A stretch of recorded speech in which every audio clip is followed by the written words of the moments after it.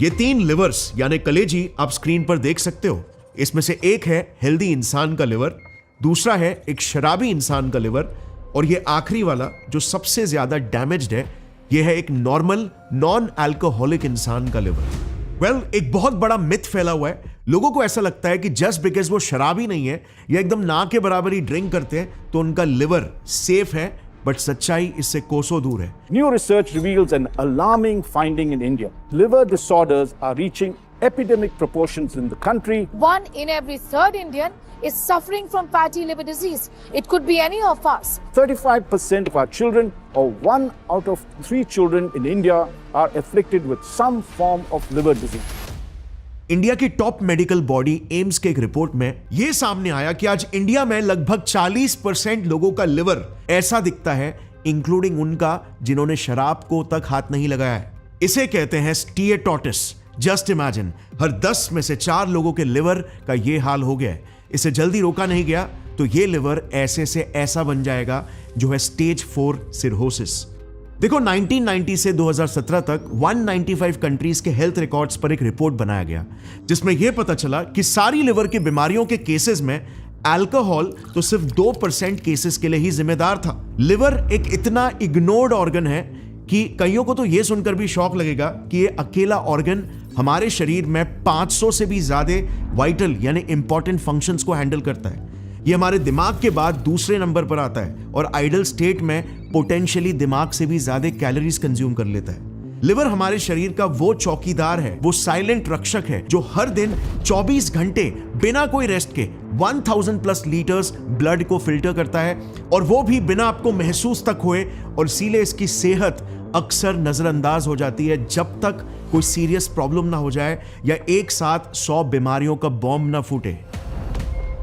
पता है, अगर आपके चेहरे की चमक चली गई है या आपकी स्किन हेल्दी नहीं है, आपको कांस्टेंट लेजीनेस या थकावट फील होती है, आपके बाल समय से पहले सफेद हो रहे हैं, head pain, body pain, bloating से लेकर diabetes, cholesterol, weight gain, chronic inflammation और हाइपरटेंशन, इन्हें हम डायग्नोज तो इजीली कर लेते हैं लेकिन कभी इनके रूट कॉज को क्वेश्चन नहीं करते, जो कि एक स्ट्रॉन्ग चांस है आपके लिवर से जुड़ा हो सकता है। क्योंकि पूरी दुनिया में लिवर की बीमारियों की वजह से जितनी भी मौतें हो रही है उन सब में सिर्फ इंडिया अकेला ऑलमोस्ट 20% कंट्रीब्यूट करता है। और इंडिया की मेडिकल इंडस्ट्री का हाल तो आपको पता ही है। प्रिवेंशन नहीं, बस क्योर पर फोकस किया जाता है, क्योंकि हेल्दी लोगों से आखिर पैसे थोड़ी ना बनते हैं। So first of all, our healthcare system isn't healthcare, it's sick care. I think doctors always used to be looked up to once upon a time. All they care about is number of beds, average revenue per bed, occupancy. सब standard hospital का हुआ है, वहाँ पे भावना ये होती है कि भाई कैसे भी करके मरीज पकड़ो, ऑपरेशन कर दो। और इसीलिए हमें खुद ही अपनी हेल्थ को प्रायोरिटी बनाकर सही नॉलेज लेना होगा, जो कि मैं पूरी कोशिश करूंगा इस वीडियो में आपको देने की, सारे रिसर्च लिंक्स के साथ जो डिस्क्रिप्शन में मिल जाएंगे। अपने लिवर को डिटॉक्सिफाई करने से लिटरली आपकी लाइफ चेंज हो सकती है, कॉस्मेटिकली और फंक्शनली दोनों तरह से। तो चलिए समझते हैं कैसे। यह है हमारे लिवर की जिंदगी का एक नॉर्मल सा दिन। किसी भी समय, किसी भी पल इस पर नजरें डालो तो ये एक चीज में नॉन स्टॉप लगा रहता है, ब्लड फिल्ट्रेशन।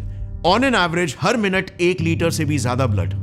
लिवर काफी यूनिक है क्योंकि अनलाइक अदर ऑर्गन्स इसे 2 जगहों से ब्लड सप्लाई मिलता है। 75% ब्लड पोर्टल वेन के जरिए, जो ये देखिए हमारे पेट, पैंक्रियाज और इंटेस्टाइन्स यानी कि आंतों से आता है, और जो खाने में मिले एब्जॉर्ब्ड न्यूट्रिशन लिवर में ट्रांसपोर्ट करता है। तो यहां पर पॉइंट टू नोट ये है कि आप जो कुछ भी खाते हो, जो कुछ भी पीते हो, वो आपके लिवर से होकर ही निकलता है। अब बाकी का 25% ब्लड लिवर को डायरेक्टली हार्ट से मिलता है। ये देखिए हेपेटिक आर्टरी के जरिए। इसे आप लिवर का पावर केबल भी समझ सकते हो, क्योंकि इसी के जरिए इसे हार्ट से ऑक्सीजन वाला ब्लड मिलता है।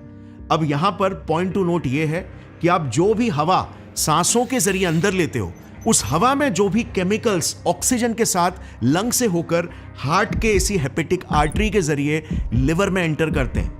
यानी कि कोई भी चीज आपके बॉडी में कहीं से भी घुसे, उसे लिवर से होकर ही गुजरना पड़ता है। और फिर फाइनली ये दोनों लिवर के पाइप्स, पोर्टल वेन और हेपेटिक आर्टरी से आता ब्लड मिक्स होकर कुछ पतले से ब्लड वेसल्स, साइनसॉइड्स के जरिए लिवर के अंदर चले जाते हैं। लिवर के अंदर फिर लिवर के सेल्स, हेपेटोसाइट्स, इसी ब्लड से टॉक्सिन्स और वेस्ट को फिल्टर आउट करते हैं, न्यूट्रिएंट्स को एनर्जी में कन्वर्ट करते हैं, जिसके बाद ब्लड इस इंफीरियर वीना कावा के थ्रू हार्ट के पास दोबारा चला जाता है। ताकि हार्ट फिर उस फिल्टर्ड न्यूट्रिशियस ब्लड को सभी बॉडी पार्ट्स तक पंप कर सके।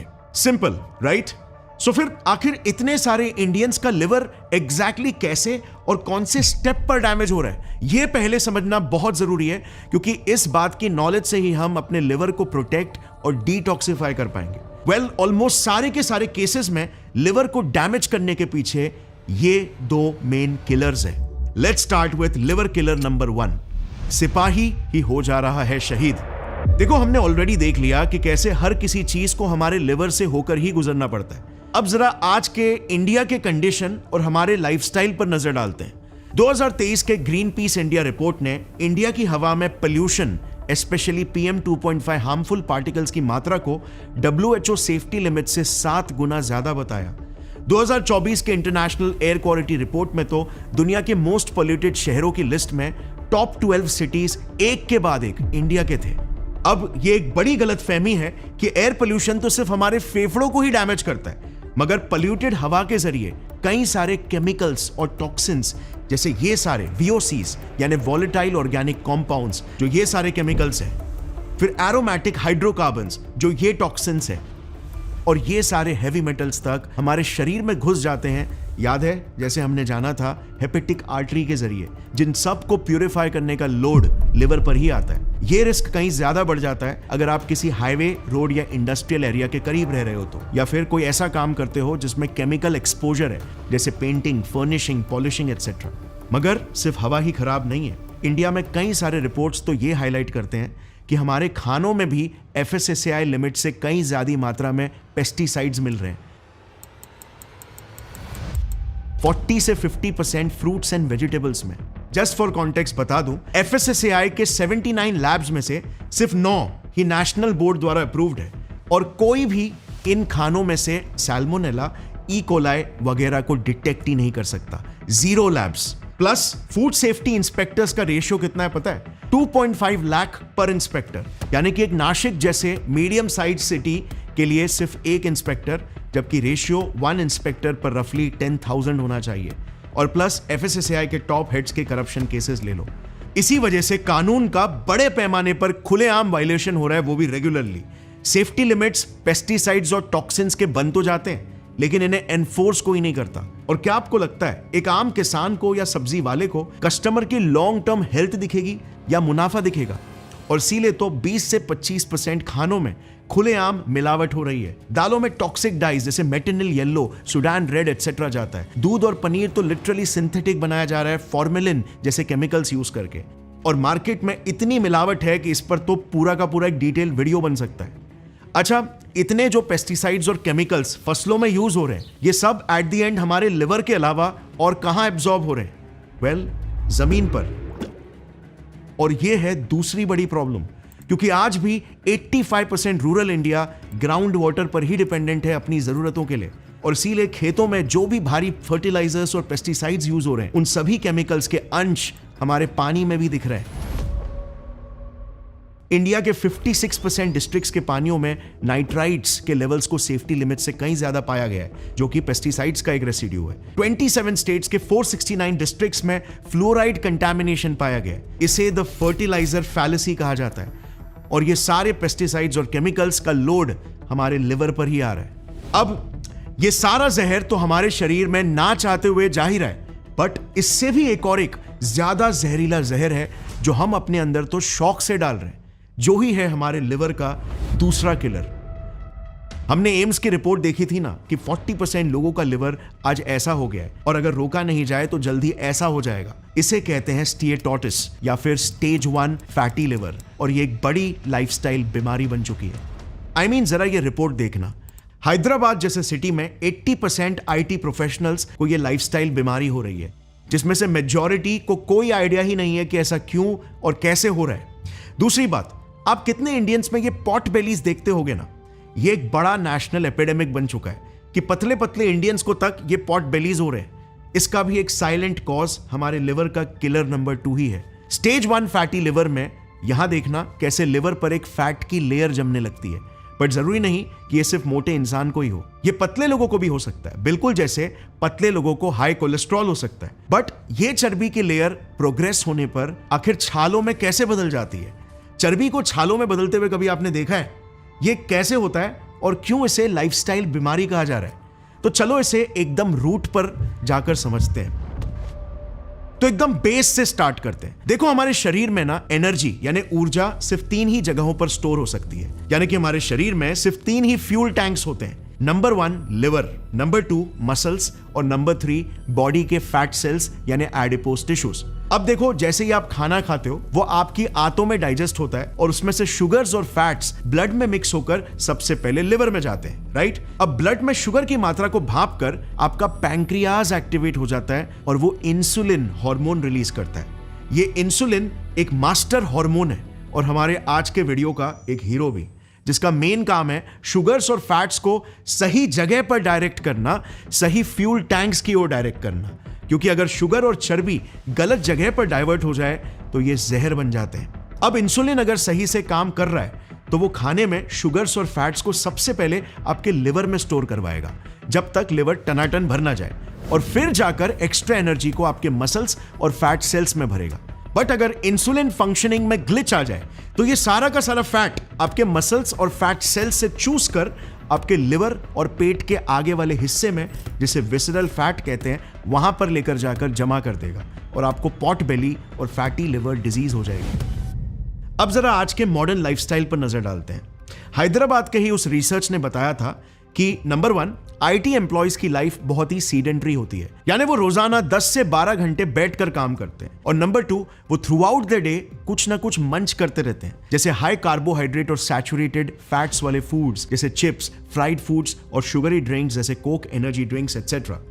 अब इन गलत फूड्स के रेगुलर स्नैकिंग से कांस्टेंट और शार्प इंसुलिन स्पाइक्स होते हैं, जो हमारे बॉडी में मसल और फैट सेल्स में इंसुलिन को लेकर रेजिस्टेंस लाते हैं।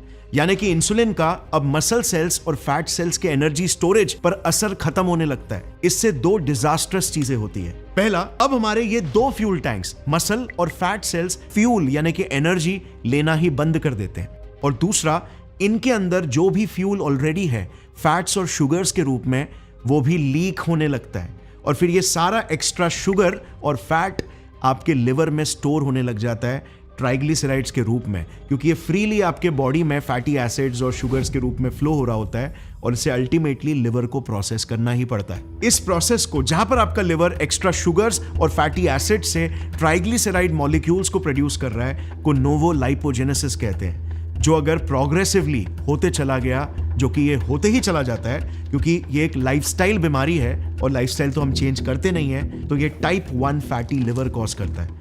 अब इस कंडीशन में ना लिवर पर एक्स्ट्रा स्ट्रेस आना शुरू हो जाता है, क्योंकि वो एक रात भर ओवर टाइम काम करते फैक्ट्री की तरह हो जाता है, जो अपने 500 अलग अलग फंक्शंस को मैनेज करने के साथ अब ये एक्स्ट्रा शुगर्स और फैट्स को भी ठिकाने लगा रहा है। इससे लिवर ओवरवर्क हो जाता है, जिससे लिवर सेल्स का माइटोकॉन्ड्रिया डैमेज होना शुरू हो जाता है और बहुत ज्यादा आरओएस क्रिएट होता है, रिएक्टिव ऑक्सीजन स्पीशीज, जो कि क्रॉनिक इन्फ्लेमेशन को ट्रिगर करना स्टार्ट करता है। अब इन्फ्लेमेशन में, जैसे आपको पता है, शरीर के सोल्जर सेल्स हाइपर एक्टिव होकर हमारे ही हेल्दी सेल्स को मारने लगते हैं, जो फिर लिवर के सेल्स में स्कारिंग कॉज करता है, फाइब्रोसिस कॉज करता है, और अंत में अगर इस चीज को तुरंत स्टॉप नहीं किया जाए तो लिवर का हाल कुछ ऐसा हो जाता है।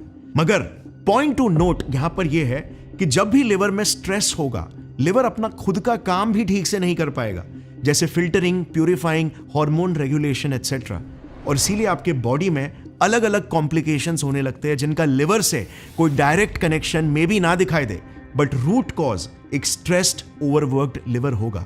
जैसे डैमेज नंबर 1, एक स्ट्रेस्ड आउट लिवर आपको dull skin, bad quality skin, dark circles, early wrinkles और व्हाइट हेयर दे सकता है। देखो, लिवर का मेन काम है डिटॉक्सिफिकेशन।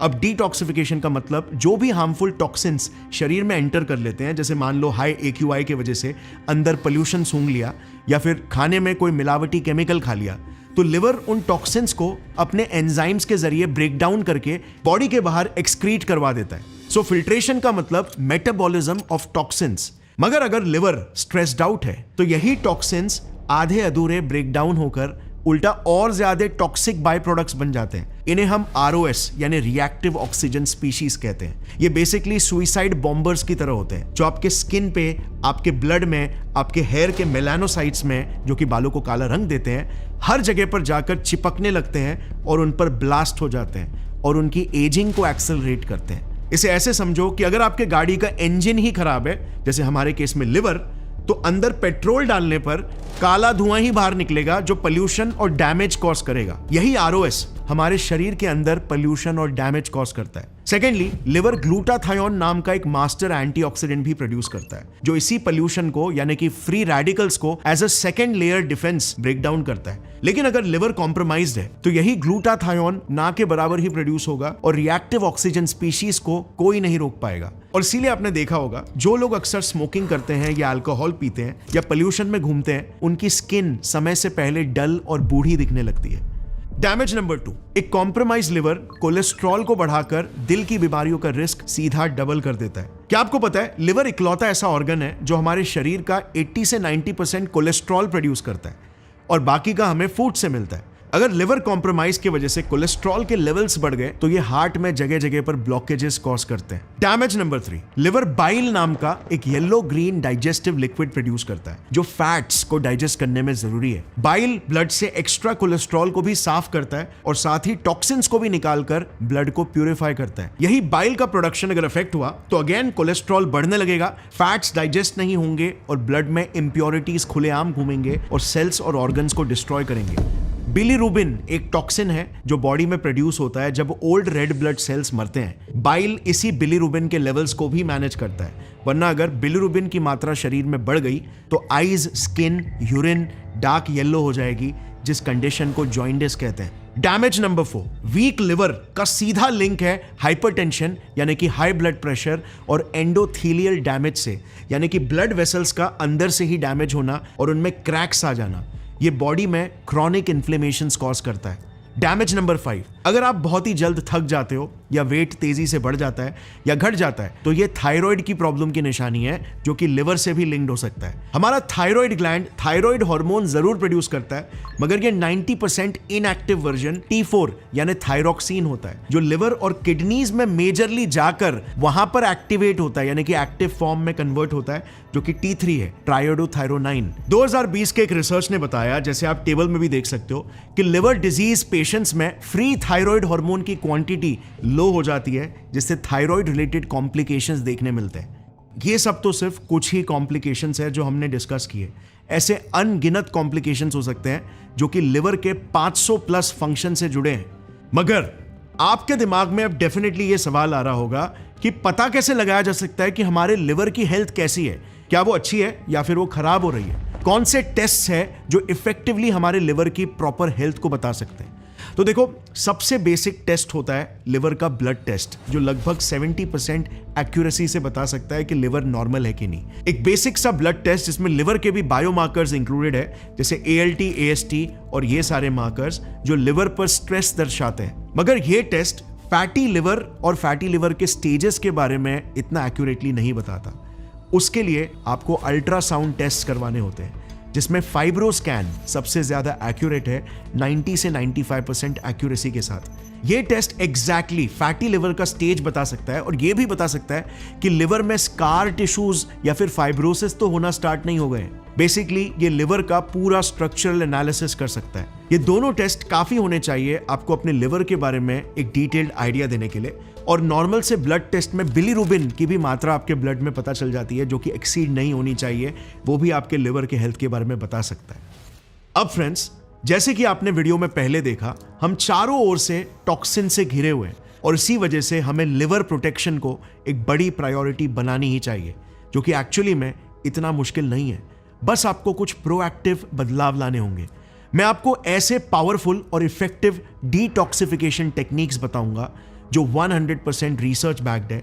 ये इतने पावरफुल है कि ये विद इन अ वीक आपके लिवर के लोड को 50% कम कर सकते हैं, लिवर के सारे टॉक्सिन्स को फ्लश आउट करके। इससे आप अपने एनर्जी लेवल्स में और अपने हेल्थ में लॉन्ग लास्टिंग बदलाव एक्सपीरियंस कर पाओगे।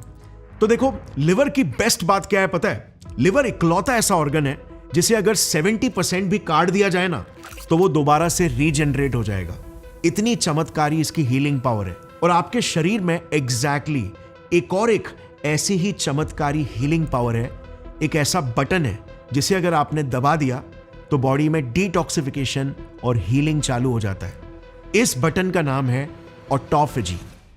सो हमारे हर एक सेल में ना एक छोटा सा हिस्सा होता है जो कि एक भट्टी की तरह होता है, एक फर्नेस की तरह, जहां पर हमारे सेल्स अपना सारा कचरा एक साथ जला देते हैं। इस पार्ट को कहते हैं लाइसोसोम।